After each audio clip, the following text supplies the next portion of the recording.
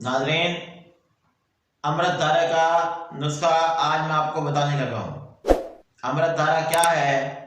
ये एक ऐसी दवाई है जो हर मर्ज का इलाज है। सर दर्द, पेट दर्द, जोड़ों का दर्द, अलगर्ज हर दर्द का इलाज, हर बीमारी का इलाज। तो आज मैं आपको इसका नुस्खा देने लगा हूँ। 7 पुदीना, 7 अजवाइन और कपूर, ये तीनों जो है इनको बराबर वजन में ले लें और एक शीशी में डालकर इसका ढक्कन बंद करके रख दें।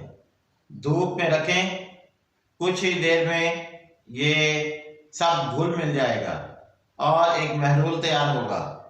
अब अमृतधारा तैयार हो चुका। सर दर्द की सूरत में इसे पेशानी पर लगाएं, इंशाअल्लाह फौरी तौर पर सर दर्द जो है उसमें आराम आएगा। जोड़ों के दर्द के लिए जैतून के तेल में मिक्स करें, इसके चंद कतरे जैतून के तेल में मिक्स करके मालिश करें, इंशाअल्लाह फौरी आराम आएगा। इसी तरह दीगर बीमारियों में भी ये बहुत ही कारगर चीज़ है।